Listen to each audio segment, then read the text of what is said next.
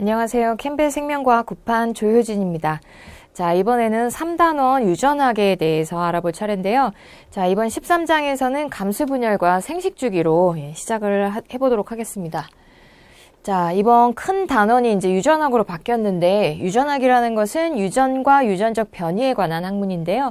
여기서 유전이라는 것은 한 세대에서 다음 세대로 그 부모가 가지고 있던 형질이 전달되는 현상을 유전이라고 해요.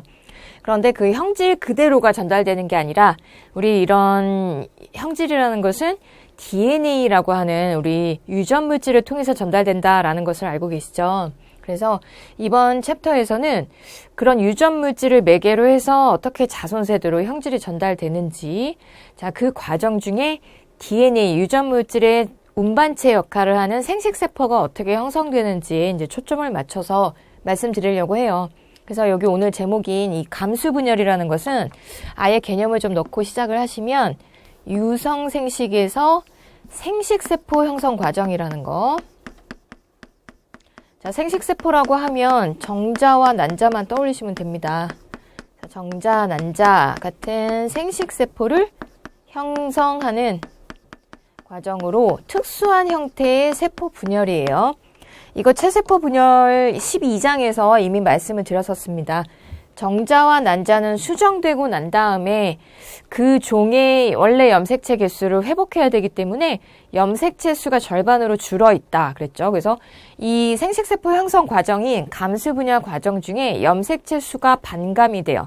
자, 과연 어떤 방식으로 그렇게 반감되는지 등등등 우리 이제 분자적 기초랑 그 다음에 유성생식 생물의 생식 주기에 대해서 이제 알아보도록 하죠. 자, 그러면 이제 첫 번째 절에서는 자손은 부모로부터 염색체를 물려받아서 유전자를 획득한다. 그래서 이제 유전자 개념을 오랜만에 이제 다시 한번 소개를 했습니다. 자, 유전자라는 것은 특정 형질을 나타낼 수 있게 해주는 DNA상의 유전 정보를 함유하는 부위예요. 자, 요거 한번 다시 복습을 해볼까요? DNA와 유전자, 염색체와의 관계를 한번 다시 정리하겠습니다. 자, DNA는 원래 이중나선 구조인데 일단 그냥 막대기형으로 그려봤어요. 이런 DNA는 자, 우리 DNA는 뭐로 이루어져 있었죠? DNA는 뉴클레오타이드라고 하는 단위체로 이루어져 있었죠. 그런 뉴클레오타이드가 여러 개 연결된 폴리뉴클레오타이드라고 하는데, 자, 그 뉴클레오타이드는 염기, 인산, 당, 또 세 가지 성분으로 되어 있었고, 그 중에서 차이가 나는 부위는 염기서열 뿐이었어요. 염기가 4종류가 있었죠. DNA의 경우에는 A, G, C, T 같은 4종류의 염기가 있었는데, 자, 그런 염기서열로 이제 차이가 나는 DNA, 염기서열로 이루어져 있다. 자, 그게 염기서열의 또 유전 정보고요. 그런데 DNA상에 특정 그 염기서열이 형질 발현에 관여하는 중요한 유전 정보인 부위가 있어요. 그 부위를 유전자라고 하고, 자, 이 유전자는 우리 같은 큰 DNA를 가지는 경우에는, 자, 우리 사람을 예로 들면 사람의 선형 DNA 하나에는 보통 수백에서 1000개 이상의 유전자들이 함유되어 있습니다. 종류가 다른 유전자들이 그렇게 한 DNA상에 여러 개들이 몰려 있어요. 그래서 유전자 1부터 시작해서 중간 생략하고, 네. 유전자 2, 유전자 N, 이렇게 N개가 있을 수 있다. N개는 수백에서 뭐 1000개 이상까지 있을 수 있다. DNA 분자 내에서 형질 발현과 관련된 유전 정보를 함유하는 부위, 염기서열에 특히 의미가 있는 부위를 유전자라고 한다. 그래서 DNA보다 유전자가 더 작은 개념입니다. 여기가 이제 유전 정보예요. 그래서 이 유전자로부터 형질 발현과 관련된 단백질이 합성이 될 거예요. 자, DNA의 나머지 부위, 유전자가 아닌 나머지 부위는 정크 DNA라고 한다. 이거 앞에서 예전에 말씀드렸던 적이 있는 것 같긴 한데요. 자, 정크 DNA는 정크가 이제 쓰레기라는 뜻인데 유전 정보가 없어서 이제 불필요한 부위라고 이런 이름이 붙었는데 사실은 이 부위도 요즘에 이제 역할을 많이 하는 것으로 알려져 있어요. 유전자 발현을 조절한다든가 아니면 이제 DNA 전체 구조를 안정화시킨다든가 등등등의 기능을 하기 때문에 의미가 있습니다. 그래서 요즘엔 정크 DNA라는 표현을 잘 안 쓰긴 해요. 비암호화 부위 뭐 이렇게 표현하기도 합니다. 비암호화 부위. 유전 정보가 없는 부위 그냥. 자, 이게 DNA와 유전자와의 관계고, 그럼 염색체는 뭐였죠? 체세포 분열에서 배우셨죠? 염색체는 세포 분열기에 나타나는 DNA가 응축된 구조. 그래서 딸세포한테 나눠주기 쉬운 그런 형태로 되어 있다. 그랬었고. 자, 그래서 DNA상의 유전자들이 특정 형질에 대한 정보를 지니며 우리 자손에게 유전 물질을 물려주려고 하면 일단 기본적으로 복제가 되어야 돼요. DNA가 2배가 되어야 딸세포 2개로 나눠줄 수가 있었죠. 이건 체세포 분열에서부터 나왔던 내용입니다. 자, 그리고 이번 우리 감수 분열, 생식세포 형성 과정에서 이제 형성되는 것이 배우자예요. 유성생식 생물의 생식세포로서 유전자를 한 세대에서 다음 세대로 전달하는 운반체 역할을 한다. 그런데 얘는 염색체 수가 일반 몸의 다른 부위 세포보다 절반으로 줄어 있다. 그 얘기 했었죠? 그래서 그때 이제 핵상에 대해서 얘기를 했었는데, 자, 핵상은 염색체의 세트 수였었고, 자, 염색체 세트 수가 배우자, 생식세포의 경우에는 절반, 한 세트만 가지고 있다. 엄마, 아빠한테서 한 세트씩 이렇게 2세트의 염색체 종류를 2세트를 가지고 있어야 되는데 그 중에서 무작위로 한 개씩만, 종류별로 한 개씩만 다 골라서 가져서 염색체를 한 벌만 지닙니다. 한 세트만 지닌다. 아무튼 이 배우자 두 종류가 DNA, 각 부모, 엄마와 아빠의 DNA를 운반하는 운반체 역할을 해서 걔네들이 이제 수정이 되었을 때 수정란이 되고 그 수정란이 발생을 해서 이제 우리 같은 자손이 태어나게 된 거죠. 자, 그러면 이제 생식 얘기가 나왔는데요. 유성생식과 무성생식이라고 하는 이제 두 가지 생식 방식이 있는데 얘네 둘을 좀 비교를 해보도록 하겠습니다. 자, 무성생식은 한쪽 부모의 유전자를 그대로 물려받는다. 그래서 이 무성생식 생물은 체세포 분열 자체가 그냥 생식이라고 했었어요. 체세포 분열할 때 얘기를 했었습니다. 무성생식의 종류로는 우리 세균의 이분법 같은 게 대표적인데요. 여긴 쓰진 않았네요, 제가. 세균의 이분법도 하나 넣어주시고, 그 외에 이제 출합법도 나왔었죠. 예, 히드라, 자포동물 히드라를 예로 들었었는데, 히드라 몸에서 작은 개체가 돋아 나오고, 그 작은 개체가 이제 어미 개체의 몸으로부터 분리되어 떨어지면, 거기서 이제 성장해서 새로운 이제 뭐 성체가 되는 거죠. 그런 과정이 출하고, 이따 사진으로 보겠고요. 그 다음에 분절생식이라는 것은 우리 균류, 뭐 곰팡이 같은 생물에서 많이 볼 수 있는데, 자, 곰팡이 같은 경우에는 세포 여러 개가 이제 다세포성 덩어리, 긴 실 모양의 다세포성 덩어리를 형성하는데, 그걸 균사라고 해요. 뭐 일일이 다 적고 하실 필요 없어요. 나중에 생물 다양성에서 보실 건데, 이름만 들어놓으시기 바랍니다. 균사라고 하는 섬유 구조를 형성하는데, 그 균사체 일부가 떨어져 나옵니다. 분절돼서 떨어져 나와요. 그리고 난 다음에 그 균사체가 다시 분열을 해서 막 자라서 새로운 이제 덩어리, 개체를 형성하는 거, 그런 게 분절생식이고요. 그 다음에 단위생식. 이것은, 이제 유전 단원에서, 유전학에서 다시 이제 얘기가 나오긴 할 텐데, 이 단위생식은 꿀벌이나 개미에서 특히 볼 수 있는데, 생식세포가 수정되지 않고 그대로 발생해서 개체가 되는 과정이에요.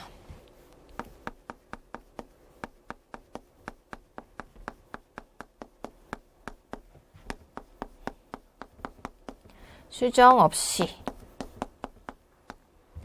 그대로 발생. 예를 들면 꿀벌이라든가 우리 개미에서 볼 수 있는데요.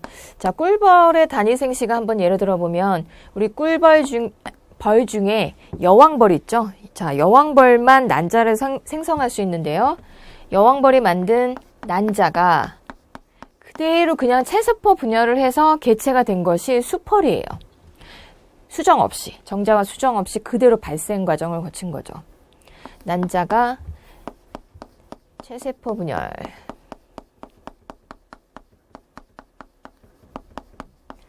발생하여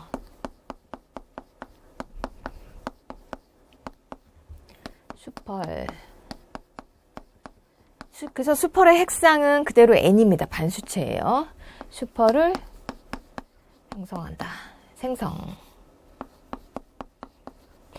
형성한다가 맞는 것 같네요. 자, 아무튼 그리고 이 수펄은 또 이제 체세포 분해를 통해서 정자를 형성하기도 해요. 그러면 이 정자랑 그 다음에 또 여왕벌이 만든 난자가 간혹이 아니라 이제 수정을 일부러 시키기도 하는데, 그렇게 수정돼서 만들어진 이 배체는 암펄 1벌이에요. 그래서 아주 특이한 생식 방식인데, 요거 유전 파트에서 이제 멘델의 유전 법칙 뭐 하는 그런 파트에서 또 나올 겁니다. 한번 들어놓으세요. 그 다음에 이런 무성 생식도 장점은 있습니다. 이동하지 못하거나 고립된 생물도 혼자서 자손을 번식할 수 있으니까 생식 가능하고, 그 다음에 배우자를 만들고 뭐 이런 불필요한 과정이 없기 때문에 시간과 에너지를 덜 소모한다. 그 다음에 단시간에 많은 자손을 한꺼번에 만들 수 있다. 하지만 단점이 있습니다. 부모의 유전자를 그대로 물려받기 때문에, 자, 그런 생식만 계속 하다 보면 유전적으로 동일한 개체들의 집단이 형성이 되죠. 개체군을 형성하면 만약에 이제 불리한 환경 변화가 딱 오는 경우에는 전멸할 수도 있게 돼요. 자, 이렇게 참 유전적으로 동일한 개체군을 형성한다. 이걸 다른 말로 하면 유전적 다양성이 낮다. 이렇게로도 표현할 수가 있겠죠. 이 표현도 알아두시기 바랍니다. 유전적 다양성이 낮은 게 단점입니다. 자, 그러면 뒷페이지에서 한번 예를 그림으로 보도록 하겠습니다. 자, 왼쪽에는 히드라, 우리 자포동물인데요. 이 자포동물 히드라의 출합법을 보여주고 있는 거예요. 자, 부모 개체로부터 체세포 분해를 통해서 덩어리가 하나 형성이 되는데 비슷하게 생겼죠. 근데 이제 요 작은 덩어리가 떨어져 나옵니다. 그 다음에 체세포 분해를 통해서 이제 다시 이제 어미 같은 크기로 자라는 거, 이거를 출하라고 해요. 그 다음에 여기 미국 삼나무를 보여주고 있는데요. 이 미국 삼나무, 우리 보통 식물은 정자와 난자가 형성이 되지 않는다라고 착각하시는 경우가 많은데요. 식물에서 특히 이제 꽃식물, 종자식물이라고도 하는데, 꽃식물을 잘 떠올려 보시면 암술과 수술이 있잖아요. 꽃에. 그 암술에서 난자가 형성이 되고 수술에서 정자가 형성이 돼요. 그래서 우리 식물들, 나무들도 수정을 할 수가 있습니다. 수정해서 걔네들이 만든 게 이제 꽃식물 같은 경우에는 종자예요. 종자가 우리 이제 열매 형태를 취하면 동물들이 이제 그걸 먹고 종자를 이제 주변에다 분산시켜서 새로운 식물 개체가 그 종자에서 싹이 터 나오면서 자라나게 되는데, 자, 식물 그래서 유성생식을 하는데요. 이 미국 삼나무의 경우는 유성생식도 할 수 있지만 여기 사진에서 소개한 것처럼 무성생식도 가능합니다. 자, 이 미국 삼나무들은 모두 가운데에 보이는 그루터기에서 무성생식에 의해서 생겨난 것들이다 라고 되는데요. 이 삼나무의 특징이 레드우드 혹이라고 해서 혹 같은 게 자라요. 몸표면에 혹 같은 게 자라면 가지에서도 막 나고, 그 혹에서 새로 싹이 트면서 이제 식물 개체가 이렇게 막 자라 나옵니다. 그런데 이 죽은 나뭇가지에서도 그 혹이 생성될 수 있다라는 게 아주 특이해요. 그래서 나뭇가지가 뭐 이렇게 떨어지거나 뭐 했을 때 거기에 자라난 혹 때문에 그 혹에서 새로운 개체가 또 주변에 생성될 수가 있는 거예요. 여기 가운데 그루터기에서 떨어져 나온 그 가지의 혹들이 새로운 개체들을 다 형성한 그런 케이스가 되겠어요. 그래서 삼나무는 유성생식을 기본적으로 하지만 이렇게 무성생식으로도 번식할 수 있다. 혹을 형성해서 그 혹이 따로 발생을 해서. 자, 그 다음에 유성생식은 두 개의 반수체 배우자가 합쳐져서 이배체 접합자를 형성한다 라고 했는데요. 자, 반수체 배우자가 정자와 난자 같은 생식세포죠. 자, 왜 반수체인지는 챕터 12에서도 말씀을 드렸었는데, 자, 먼저 이배체를 설명드리면, 자, 접합자가 발생해서 생성된 게 우리니까 이제 우리 몸을 떠올려 보세요. 우리 몸의 세포에는 엄마한테서 온 염색체 세트랑 아빠한테서 온 염색체 세트, 그래서 모든 DNA를 종류별로 2개씩을 가지고 있습니다. 그래서 염색체가 다 2세트예요. 자, 그런데 배우자, 정자와 난자는 수정이 되어야 되잖아요. 근데 수정이 되어야 할 정자와 난자가 그대로 2세트씩을 다 가지고 있다면 걔들이 수정이 됐을 때 염색체 수가 2배가 되겠죠. 자, 그대로 놔두면 그 다음 세대는 또 염색체 수가 2배가 되고 계속 대를 거듭할수록 염색체 수가 2배로 늘어나게 돼요. 그럼 안 되겠죠. 그래서 자, 이배체 접합자에서 이제 다음 세대 자손을 만들기 위해 또 이제 생식소에서 정소와 난소에서 배우자를 만들 때는 항상 염색체 수를 반감시키는 과정이 일어난다. 그 얘기를 했었습니다. 그래서 특수한 방식의 세포 분열이 필요하다. 그게 감수 분열이에요. 여기 반수체 배우자, 정자와 난자. 왜 반수체여야 하는지. 자손 대대로 동일한 개수의 염색체 수를, DNA 수를 유지시키기 위해서예요. 자, 이런 유성생식은 그런 다양한 난자와 정자가 만나서 수정이 되기 때문에 유전적 다양성이 굉장히 높습니다. 자, 한 엄마 아빠가 자식을 낳는다고 생각해 보세요. 자식들이, 형제 자매들이 다 서로 다르죠? 그러니까 엄마한테서 난자가 형성될 때 그 난자가 DNA가 다 같지 않아요. DNA 수가 반감될 때 이제 여러 염색체들을 조합으로, 할아버지 할머니의 염색체들을 조합으로 막 받기 때문에 그 유전적 조합이 다양한 남자들이 형성이 되고 정자도 마찬가지예요. 친할머니, 친할아버지의 그런 염색체들, 친할아버지, 친할머니로부터 온 염색체들이 다양한 조합으로 정자에 나뉘어 들어가기 때문에 다양한 정자들이 형성이 될 수 있어요. 그런 애들이 또 무작위로 만나서 수정이 되기 때문에 형제들이 그렇게 다 다를 수가 있는 겁니다. 자, 그래서 유전적 다양성이 증가된다, 이 유성생식은. 그래서 환경 변화가 오더라도 워낙에 다양한 자손들이 있기 때문에 꼭 살아남는 애들이 있어요. 불리한 환경 변화가 오더라도. 예를 들어서 작년에 유행했었던 그 에볼라 바이러스, 우리 아프리카에서 유행했었던 에볼라 바이러스 치사율이 굉장히 높아요. 치사율이 90%라고 하는데 그래도 10% 정도는 그럼 살아남을 수 있다는 얘기인 거죠. 자, 그렇게 대부분은 죽지만 일부 개체들이라도 살아남아서 우리 이제 만약에 이게 전 세계적으로 유행하는 병이었다면 이제 인류가 전멸할 수도 있는 상황인 건데 꼭 살아남는 개체들이 있어요. 그런 사람들은 왜 살아남냐면 이제 면역체계도 유전적으로 결정이 되는데 면역체계가 조금 남다른 거죠. 그 바이러스에 대항할 수 있도록 면역체계가 갖춰져 있기 때문에 살아남을 수 있다.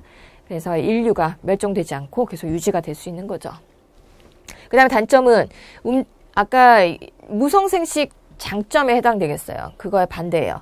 움직이지 못하거나 고립되어 사는 동물의 경우 무성생식은 가능한데 유성생식은 불가능하기 때문에 자손을 번식시킬 수가 없다. 그래서 무인도에 혼자 고립되거나 하면 이제 자식을 낳을 수가 없는 거죠. 그 다음에 배우자를 형성해야 되고 이렇게 만들고 걔네들이 수정되고 하는데 시간과 에너지가 많이 소모되죠. 헌데 여기 아까 움직이지 못하고 고립되어 사는 동물의 경우 생식 불가능하다 그랬는데 예외가 있긴 합니다. 자, 예외로 암수 한 몸인 애들이 있어요. 유성생식하는 애들 중에. 자웅동체라고도 합니다.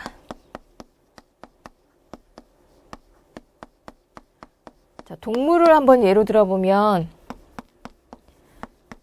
편형동물이나 여러분들 알만한 걸로만 그냥 간단하게 예를 들어볼게요. 환형동물 같은 거. 하나도 모르겠는데요 하실지 모르는데 예를 들면 좀 아실 거예요. 자, 편형동물에 속한 애로 플라나리아 같은 거 있어요. 이거 실험해 보신 분들도 있을 텐데 플라나리아 우리 재생 실험 많이 하죠. 이렇게 생겼는데 안점이 이렇게 2개 있고 얘 이렇게 꼬리 자르면 거기서 새로운 꼬리 생겨나고 재생 능력 아주 탁월한 이런 납작하게 생긴 벌레 있죠. 걔가 편형동물 중에서도 플라나리아라고 하는 애예요. 얘랑 그 다음에 환형동물 대표적인 얘가 지렁이. 지렁이는 아시겠죠? 자, 이런 지렁이 같은 애들은 암수한 몸인데요. 암수한 몸은 뭐냐면 한 개체에 정소와 난소가 모두 있는 거예요. 정소에선 정자가 형성이 되고 난소에선 난자가 형성이 되거든요. 그러니까 정소와 난소도 모두 가지고 있으니까 스스로 난자, 정자를 다 형성시킬 수 있다는 얘기입니다. 그런데 이런 암수 한 몸인 애들도 되도록이면 다른 개체들하고 유전자가 섞여야지 유전적 다양성이 더 높고 더 형질이 좀 우량한 자손을 낳을 수가 있기 때문에 더 건강한 자손을 낳을 수가 있기 때문에 웬만하면 다른 애들하고 유성생식으로 다른 애들하고 좀 뭐랄까, 아무튼, 예, 다른 개체와 교미를 하려고 해요. 그런데 만약에 고립되거나 그렇게 되면 예, 자기가 가지고 있는 정자와 난자를 수정시킬 수도 있다. 예. 자, 이런 예외가 있긴 하지만 유성생식은 이런 단점이 있습니다. 자, 그러면 이제 본격적으로 유성생식 생활사를 살펴보기 전에 먼저 우리 유성생식 생활사에서 염색체 수가 반감된다라고 했었는데요. 염색체의 구성을 먼저 알아보도록 하겠습니다. 자, 유성생식 생활사 일단 제목 잠깐 보시면 수정과 감수분열이 교대로 나타난다 그랬죠? 자, 일단 감수분열부터 시작을 해볼게요. 감수분열은 정자와 난자를 형성시키는 과정이에요. 그래서 자, 한 세대에서 정자와 난자 같은 이제 생식세포를 형성시키면 걔네들이 수정이 돼서 접합자를 형성하고요. 접합자 수정란이라고 보시면 되고요. 그 다음에 그 수정란이 체세포 분열을 통해서 이제 다음 세대 개체를 형성시킬 수가 있죠. 자, 그 다음 세대 개체에서 또 이제 생식기가 되면 정자와 난자를 또 형성시켜서 예, 그게 수정이 되면 또 그 다음 세대가 되고 이런 과정이 계속 반복되는 것이 유성생식 생활사예요.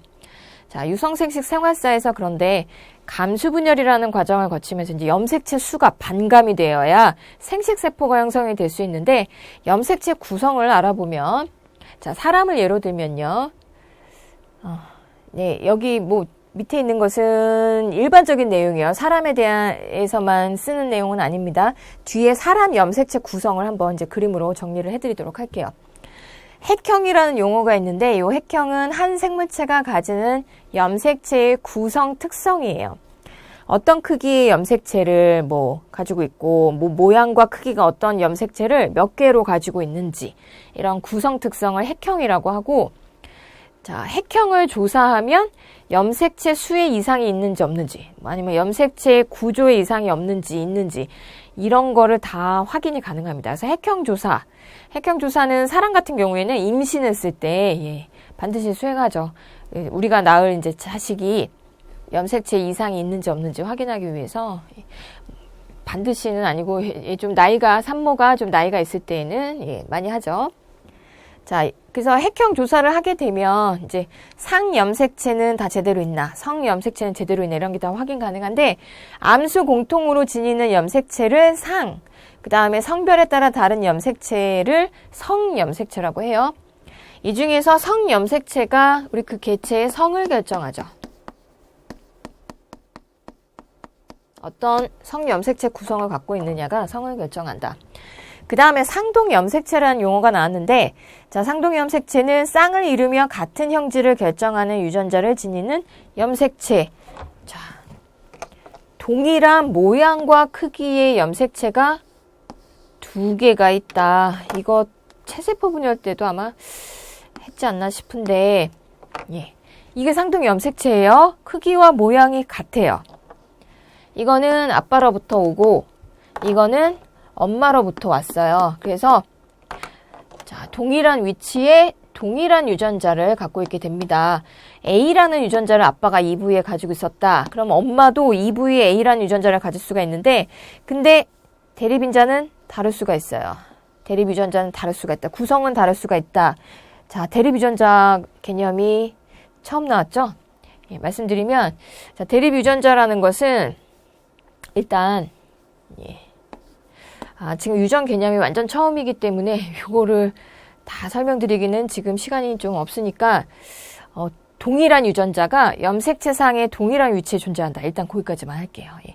그런데 이렇게 알파벳 제가 다르게 표현한 거는 한 유전자에 종류가 여러 가지가 있을 수 있어요. 예를 들면 혈액형을 생각해 보시면 자, 혈액형이 A형도 있고 B형도 있잖아요. 그럼 아빠한테서 온 염색체에 혈액형 유전자가 여기 있다.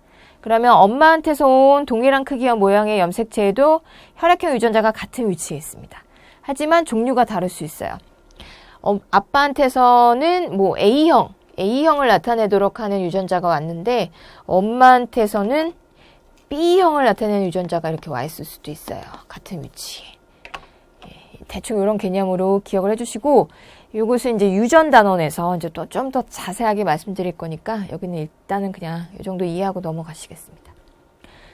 자, 같은 형질을 결정하는 유전자가 같은 위치에 존재하지만 유전자의 그 염기 서열이 완전히 100% 동일하진 않다.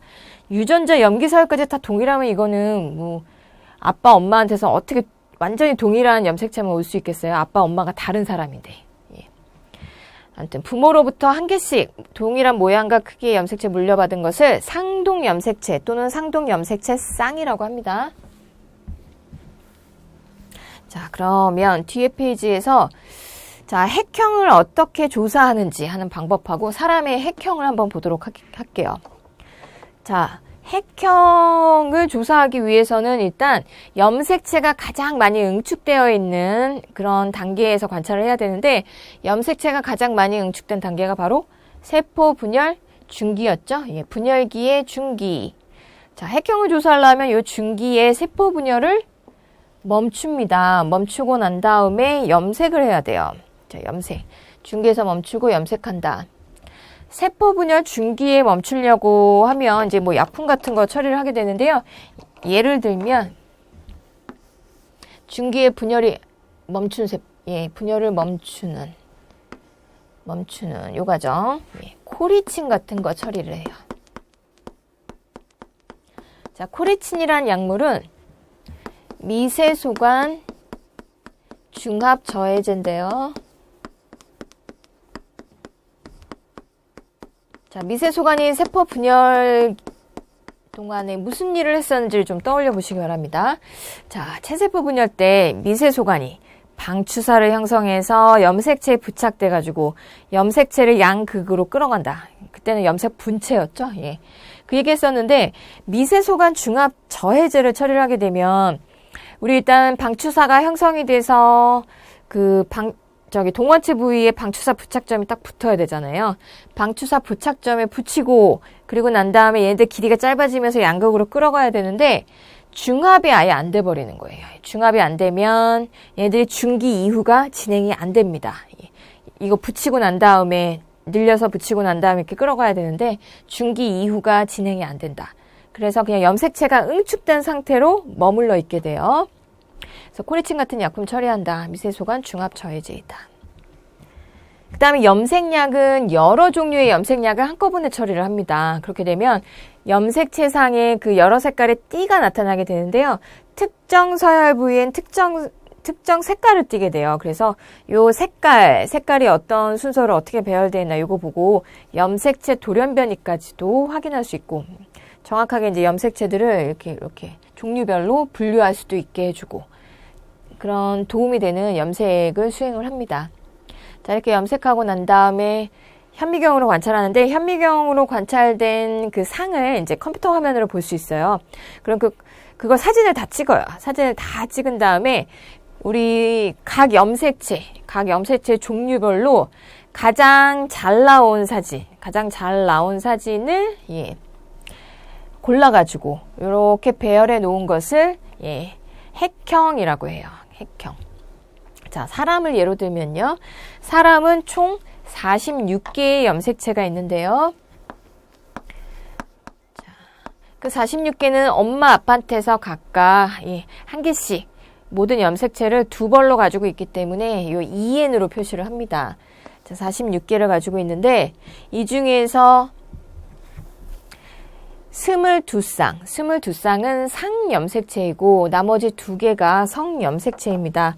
그 22쌍의 염색체를 1번부터 22번까지 번호를 매겨놨는데 우리 사람의 경우에는 제일 큰 염색체를 1번으로 매기고 크기 순으로 제일 작은 염색체가 22번입니다. 자, 1번부터 22번까지 염색체가 다 2개씩으로 있죠? 이거 하나하나가 다 아빠 엄마한테서 온 거예요.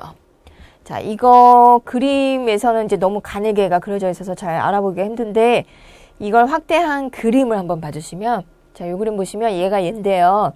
지금 보시면 요 길다란에 하나가 자매 염색 분체 2개씩이 동원체에 부착되어 있는 형태를 그린 겁니다. 그래서 하나는 아빠로부터 하나는 엄마로부터 그다음에 그 안에는 자매 염색 분체가 2개씩 동원체에 부착되어 있다. 복제를 통해서. 그런 애들 22쌍이 있고, 그래서 얘네들이 각각 상동염색체예요. 1번 상동염색체. 그래서 1번부터 22번까지의 상염색체가 상동염색체 상태로 존재한다. 상동염색체 쌍으로 존재한다. 그 다음에 성염색체가 나왔는데, 자, 성염색체 사람은 두 가지 조합이 가능합니다. XX나 XY가 가능하죠. XX, 같은 종류 X 두 개를 가지면 요거는 여성이고요. XY를 지니면 남성입니다. 그림에서 보시면 우리 X염색체가 Y염색체에 비해서 훨씬 큰 거를 알 수 있죠. 예, X염색체 상의 유전자가 좀 더 많은 개수로 존재해요. 이 사람은 남자라는 것을 알 수가 있네요. 자, 이런 게 핵형 조사다. 그렇게 해서 뭐 염색체 개수에 문제가 없는지, 뭐 구조에는 문제가 없는지 이런 거 확인할 때 씁니다. 그 다음에 배우자가 감수분열에 의해 형성될 때 한 세트의 염색체만을 지니게 되며 상대편 배우자와 합쳐져서 접합자를 형성하면 염색체 수가 회복된다. 감수분열 시에 요거 중에 무작위로 한 개씩을 골라가지고 정자나 난자가 형성이 돼요. 이 사람은 난자니까 정자를 형성시키겠죠? 그래서 이 사람의 정자를 형성시킬 때 모든 염색체를 종류별로 한 개씩 무작위로 넣어서 정자를 여러 개를 형성시킬 수가 있습니다. 여러 조합으로. 그런 정자가 이제 배우자, 난자와 만나서 수정이 딱 되면 이제 염색체 수가 다시 회복이 되는 거죠. 자, 그러면 이제 사람의 생활사에서 염색체 세트가 어떻게 행동하는지 이제 보여주는 건데, 일단 염색체가 평상시에 어떤 상태로 존재하는지 세포 내의 모양을 다시 한번 그려줬어요. 자, 그림에서 보시면 지금 종류가 네, 요렇게가 아빠, 엄마로부터, 지금 보니까 파란색은 뭐 아빠로부터, 그 다음에 빨간색은 엄마로부터 온 염색체입니다. 그래서 얘네 둘이 짝이죠. 모양과 크기가 같고요. 파란 거 하나, 빨간 거 하나. 얘네 둘이 또 짝이죠. 얘네 둘이 짝이죠. 그래서 여기 사람이 아니고, 이건 지금 제목은 사람인데, 여기서 예로 든 세포는 2에는 6인 세포의 염색체 복제 후 응축된 것을 묘사한 거예요. 자, 전체적으로 개수가 6개고, 각각의 상동 염색체 쌍으로 존재하니까 얘를 표현할 때 2에는 6이라고 표현을 해야 합니다. 자, 그런데 이제 얘네들이 무작위로, 파란 거, 빨간 거가 그냥 무작위로 절반씩 나뉘어 들어가서 어떻게 생식세포가 형성되는지 이따가 살펴보겠고, 걔네들이 다시 합쳐졌을 때 이제 수정되고 염색체 수가 회복된다. 자, 사람의 생활사 이제 여기서 나옵니다. 지금 접합자, 배우자 계속 나오는데 여기서 한번 정의를 해드렸습니다.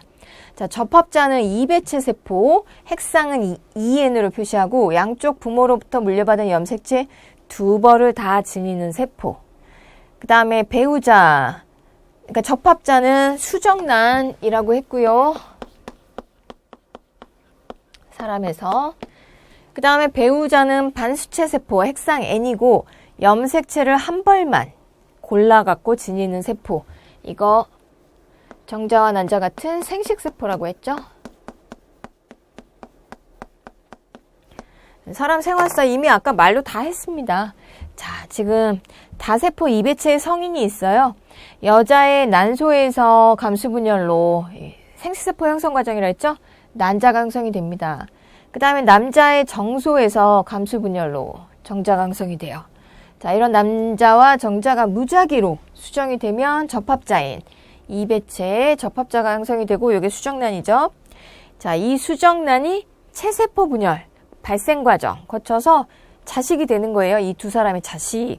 그러면 이 두 사람의 자식이 또 같은 과정, 생식기에 또 같은 과정, 생식이 가능한 이제 나이부터 같은 과정을 계속 반복하는 인간의 생활사가 이렇게 반복 유지가 된다. 자, 그런데 지금 보신 거는 이제 일반적인 동물의 생활사를 보여드리는 건데요. 이런 생활사만 있는 것은 아닙니다. 유성생식 생활사가 얼마나 다양한지 이제 조금 다른 케이스들을 소개를 해보겠습니다. 자, 근데 공통점은 있어요. 모두 감수분열과 수정이 공통적으로 나타납니다. 자, 염색체수 반감되는 생식세포 형성 과정, 그 다음에 걔네들이 수정이 돼서 다시 2배체로 회복이 되는 과정. 요거는 반드시 포함이 되는데 그 외에 이제 중간 과정 디테일한 부분은 조금 다양해질 수 있어요. 자, 여기서 우리 같은 동물과 다른 이제 두 가지 생활사를 이제 특별히 소개를 할 건데 첫 번째는 세대 교본입니다. 자, 세대 교본이라는 것은 식물과 몇몇 조류, 이거 홍조류, 녹조류, 갈조류 같은 원생 생물을 의미를 해요. 이배체 다세포 시기와 반수체 다세포 시기를 왔다 갔다 한다는 뜻으로 세대 교본이라는 이름을 붙였습니다. 이배체 개체도 있고 반수체 개체도 있어요. 막 동시에 이렇게 같이 존재해요. 무슨 말인지 좀 알아듣기가 힘드시죠? 자, 여기서 이배체 다세포 시기를 포자체라고 하고요. 야, 여기 있네요. 예. 선으로 긋겠습니다. 자, 포자체라고 하고 그 다음에 반수체 다세포 개체를 배우체라고 합니다. 그래서 배우체 세대와 포자체 세대를 동시에 볼 수 있어요. 왔다 갔다 해요. 이따 그림에서 확인하겠는데, 자, 이거 사실 쉬운 개념은 아닙니다. 세대 교본을 여기서 이해를 잘 못하셨다 하더라도 나중에 식물 파트에서 이제 자세하게 할 거니까 역시나 들어놓으시기 바랍니다. 우리랑 달라요. 동물하고 다르게 이배체 개체, 반수체 개체 형태로 이렇게 존재할 수 있다. 그게 왔다 갔다 한다. 그 다음에 이거 그냥 나온 김에 그림을 아예 보러 가겠습니다. 먼저. 자, 가운데 왼쪽에 있는 것은 동물의 생활사예요. 그래서 사람의 생활사랑 똑같습니다. 그래서 이건 다시 보진 않겠고요. 그 다음에 식물과 몇 가지 조류에서 나타나는 세대 교본. 가운데 그림이 세대 교본인데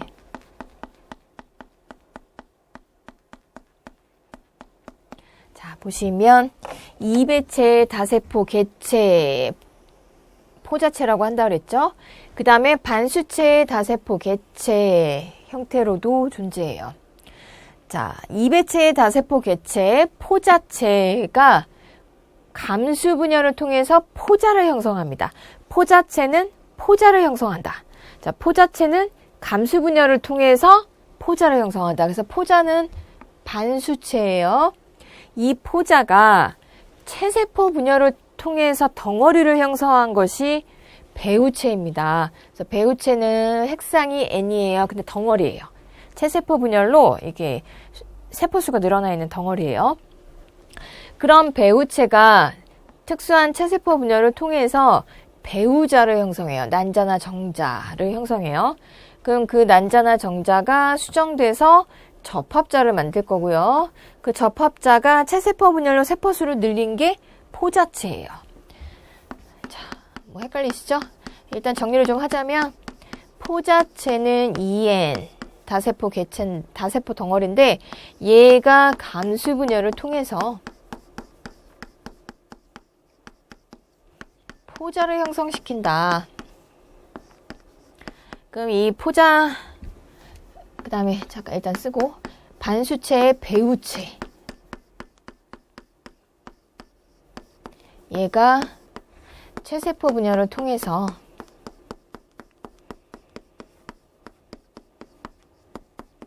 배우자를 형성시킨다. 자, 그래서 포자체는 포자를 형성시키는 애, 배우체는 배우자를 형성시키는 애로 기억해 주세요. 배우자는 N이니까 배우체도 N으로 기억해 주시고 반수체. 그럼 이제 각각이 뭐 하는 애냐? 여기 포자가 체세포 분열을 통해서 배우체를 형성해요. 포자가 체세포 분열로 덩어리를 키운 것이 배우체이다. 그 다음에 이 배우자는 또 다른 배우자와 수정.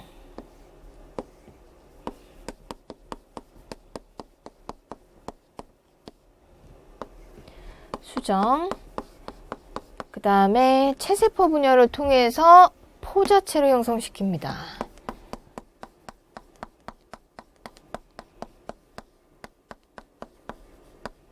이렇게 돌고 돈다. 그림이 조금 단계가 이렇게 됐는데 중요한 것은 핑크색이에요. 일단 핑크색만이라도 좀 기억해 주세요. 포자체 EN 다세포 시기, 배우체, 반수체, 핵상 N의 다세포 시기. 포자체는 감수 분열로 포자를 형성시키는 애. 배우체는 배우자를 형성시키는 애. 이거 기억해 주세요. 이게 세대 교본입니다. 그 다음에 우리 균류와 몇 가지 원생 동물도 조금 특이한 생활상 거치는데요. 이거는 앞에 이제 설명 보고 다시 오겠습니다.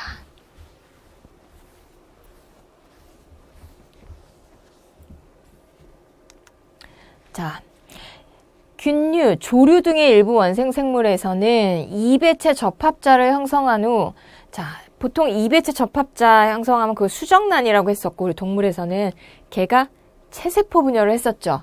근데 체세포 분열을 하지 않고 접합자가 바로 감수 분열을 하는 거예요. 이게 아주 특이합니다. 자, 이배체 자손이 되지 않고 바로 감수 분열한다는 거. 접합자가 얘가 우린 그렇지 않았어요. 체세포 분열로 이게 자손이 됐었어요. 다음 세대. 근데 바로 감수 분열을 해요. 근데 그 바로 감수 분열하면 자, 우리는 감수 분열하면 바로 배우자가 생성이 됐었죠? 근데 얘는 배우자가 형성이 되지는 않습니다. 바로. 그냥 반수체 세포로 형성하고 이게 개체예요.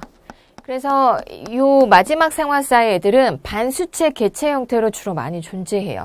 이러다가 요 개체가 배우자를 만들려고 할 때는 좀 특수한 방식의 체세포 분열을 통해서 배우자를 만듭니다.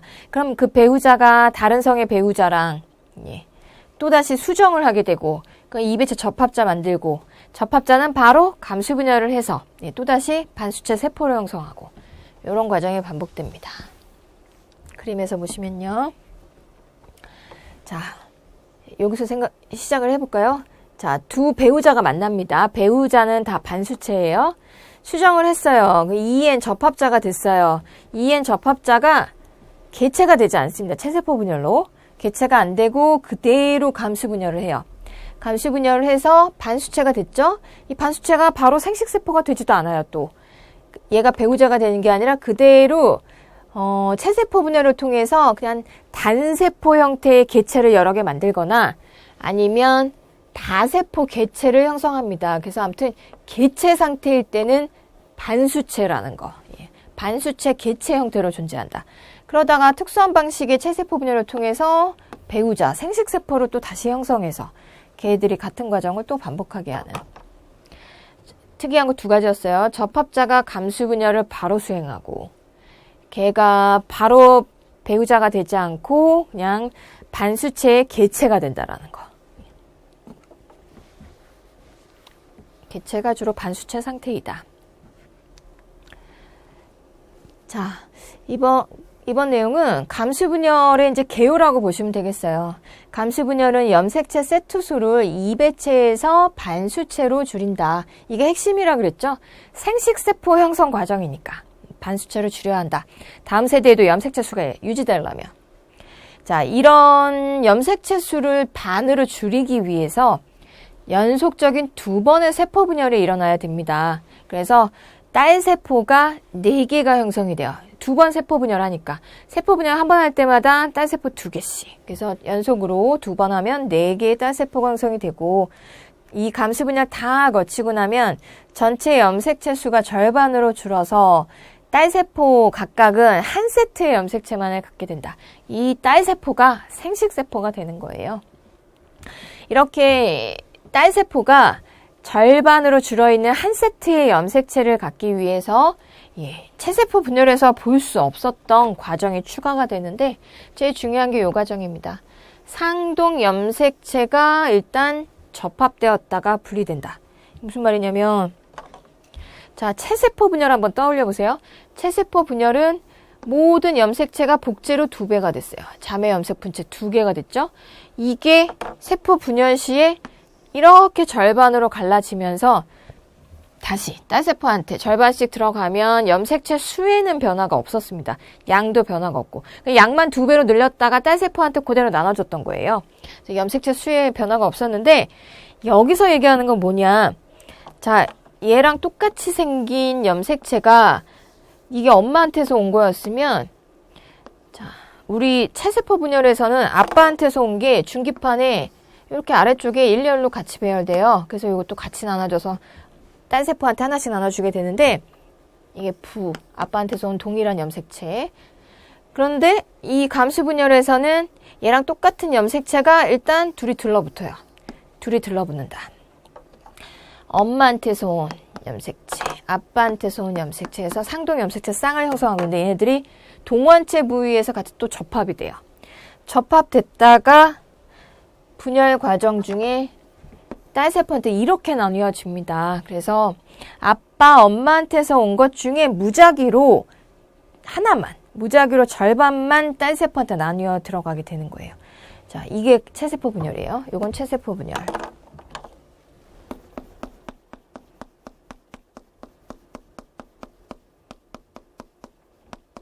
이것이 감수 분열. 이게 제일 중요한 차이점이에요. 체세포 분열에서는 상동 염색체 쌍의 중기판을 그냥 일렬로 배열해서 복제로 2배가 된 양만 절반씩. 그래서 각 딸세포는 아빠, 엄마한테서 온 상동 염색체를 그대로 한 개씩 다 갖게 돼요. 좌우 딸세포가. 근데 감수 분열에서는 중간에 이 상동 염색체가 쌍이 접합을 형성했다가 자, 분열될 때 요거를 딱 절반씩 딸세포한테 나눠주기 때문에 둘 중에 한 개씩만 무작위로 딸세포가 갖게 된다. 이게 제일 중요한 개념입니다. 자, 이번 시간은 일단 여기까지 말씀드리고요. 이거를 그림으로 일단 여기까지 말씀드리고 다음 시간에 감수 분열의 이제 구체적인 단계는 보도록 하겠습니다. 방금 얘기했던 거. 자, 파란색은 아빠한테서 온 상동 염색체의 한쪽이고 빨간 거는 엄마한테서 온 거예요. 이게 복제를 통해서 일단 양은 2배 늘려요. 감수 분열 할 때도 복제는 한 번 일어납니다. 앞 단계에서. 자, 양을 2배로 늘렸다. 그래서 각각 다 자매 염색 분체 2개씩이 됐어요. 이게 감수 분열 과정 중에 접합이 일어납니다. 이 둘을 이렇게 붙여놔요. 그랬다가 딱 딸세포한테 나눠주면 자, 이쪽 딸세포는 아빠한테서 유래한 상동의 염색체의 한쪽, 얘는 엄마한테서 유래한 상동의 염색체의 한쪽만 갖게 돼요. 그래서 상동의 염색체가 분리되는 과정이 일어나는데 이게 첫 번째 감수 분열에서 일어납니다. 그래서 이 단계에서 염색체 수가 절반으로 줄게 돼요. 자, 염색체 수, 종류수라고 생각하시면 됩니다. 염색체 종류수가 절반으로 줄게 된다. 원래 파란 거, 빨간 거를 한 개씩 다 갖고 있어야 되는데 둘 중에 한 개씩만 갖게 됐기 때문에 그래서 요 감수 제1분열이 염색체 수가 반감되는 분열이에요. 2n에서 n으로.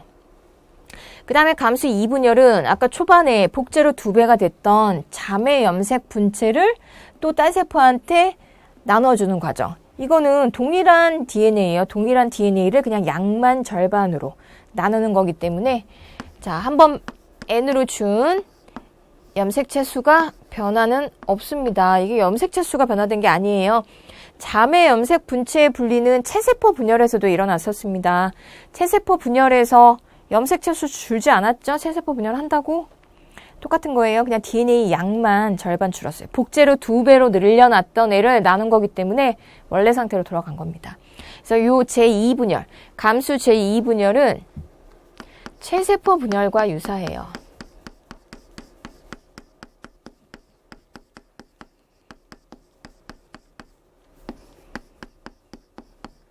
그래서 동형 분열이라고 하기도 합니다. 그 다음에 첫 번째 감수 제1분열은 체세포 분열과 많이 차이가 나기 때문에 다르다. 2형 분열이라고 하고